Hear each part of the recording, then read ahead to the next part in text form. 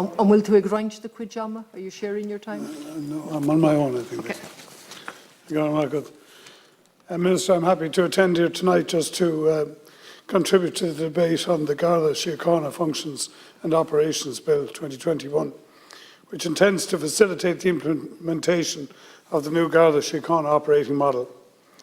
And it proposes certain amendments to legislation to facilitate the introduction of specific changes to the structure of Garda Síochána. The new model is structured, as you know, Minister, around Garda divisions, and under the divisional policing model being introduced, all services, it appears, will be managed and coordinated at divisional level. This hopefully will allow greater specialisation and to release Gardaí from back office functions, which many colleagues have already spoken about.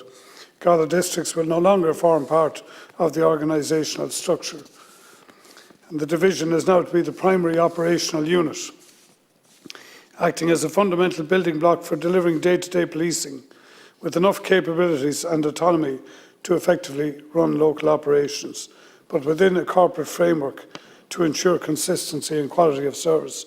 And I just wonder about that last line, Minister. I'm not so sure I like the sound of a corporate framework in terms of additional public bodies and public scrutiny. Each division will be headed by a chief superintendent, as is currently the case, and superintendents will now have divisional responsibilities and will no longer be head of local districts. So could I just speak about the new division in the South East, Minister, which is the division in Waterford, which now encompasses Waterford, Kilkenny and Carlow.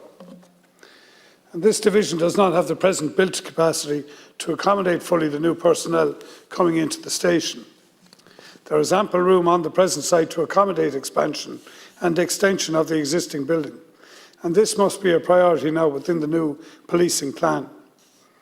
In addition, this building expansion must be accepted by government and reflected in the revised development plan. There is absolutely no sense, Minister, in nominating Waterford as the new divisional headquarters if we cannot have the facilities required and the headcount in order to carry out the role of a divisional headquarters. Waterford is the capital of the South East, reflecting a census population of almost 60,000 people.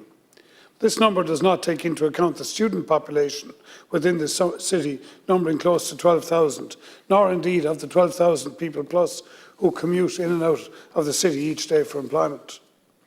So Waterford needs increased policing capability in terms of additional policing numbers. And at present, I think our headcount is probably 16 officers lower than it was 2 years ago, Minister. It seems hard to understand how that is in terms of a division that's supposed to be increasing. It houses the division of the armed response units in Waterford.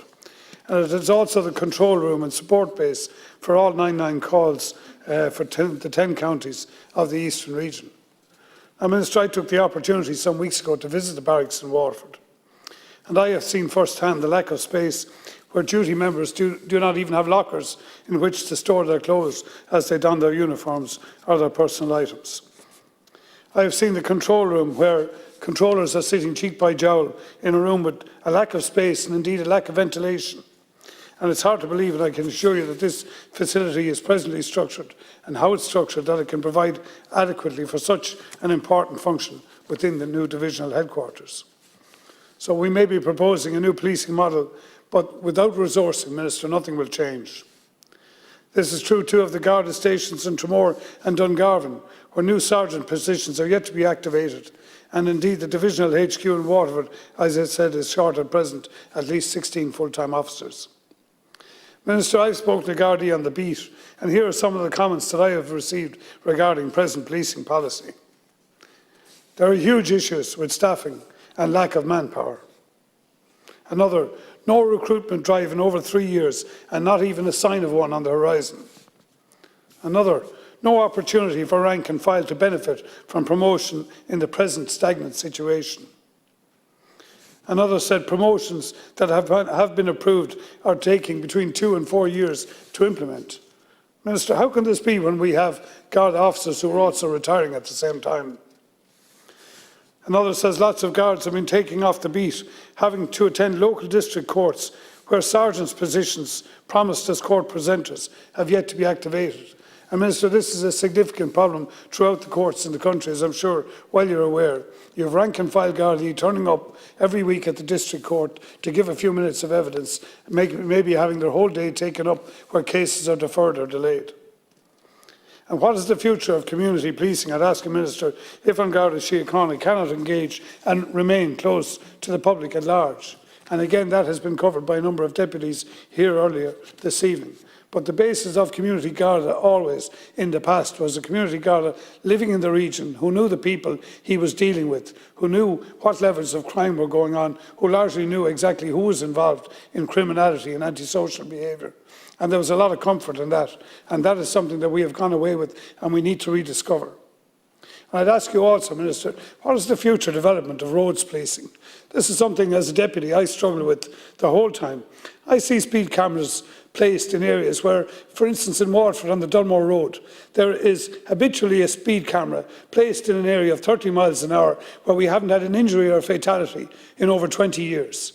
It is purely a money-raising exercise, purely a points-getting exercise, nothing to do with road safety, Minister. But when Gardaí and when policing operate that type of policy, all they do is they basically pee off people in all areas because people see this as an attack on the ordinary, decent, law-abiding citizens.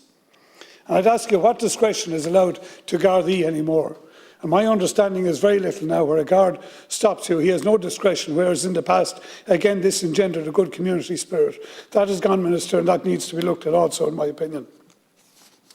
The main issues for my constituents are community policing, guards on the beat, visible and available in short response times, and not tied up in the district court, providing court narratives for low-level crime that will be largely dealt with by low-level fines and suspended custodial sentences, and that is absolutely the truth of it at present.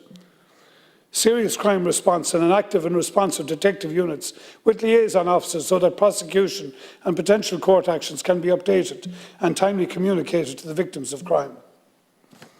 And as crime adapts and changes, policing needs to change also. I was glad to hear news today of a specific operation to target the scourge that is bogus tradespeople preying on vulnerable elderly, bullying them into engaging work that is not required in their houses, and then being extorted and victimised for it. In my opinion, this is not a low-level crime. This is something policing reform should call for higher sentencing around. I would also point out to you, Minister, and you're probably aware, that rural crime is also being conducted by the use of drone technology to survey rural houses, farms, outbuildings, livestock and machinery areas. Again, this is a significant problem for rural dwellers and something that technology officers in the Garda need to innovate and combat. But the question is, what is the strategy around that? I'm not sure there is one. I would like to hear it communicated. And again, technology and cybercrime. What is the plan to resource these departments, considering the innovation, the scale and the level of cybercrime that is growing exponentially? And indeed, we have major issues of cybercrime which is now impacting from abroad, and what legislation we have to cover that. I do want to pay tribute just to the Garda Fraud Office, Minister. And one thing, we had a situation in Waterford some months ago where a very, very significant amount of money was paid over in a fraud by a Waterford company, and thanks to the diligence and the activity of the Garda Fraud Office, that money was recovered. But I know that is probably the exception rather than the rule, and again this is something we need to look at. And as other deputies have discussed, our drug strategy, I think it's really, really hard to know where we are going with drugs in this country. I accept there are a lot of societal and cultural issues that are driving the drugs trade. But education is at the key of it, and absolutely community policing is at the key of it also. And again, Minister, this is something that has to be seriously looked at, has to be seriously resourced. So my final word, Minister, without adequate resourcing in terms of human capital, this strategy is unlikely to flourish, and consequently the public at large are unlikely to notice any improvement in policing activity. For the Waterford Division, as I said, the lack of human and build capital means in large part that the aspiration of this proposed bill cannot be implemented on the ground. I'm sure that is not your intention, Minister. I look forward to engaging with you and local policing as to how best we can meet the needs of both the Garda Síochána regionally and nationally, and local community and commercial concerns with respect to this administrative change.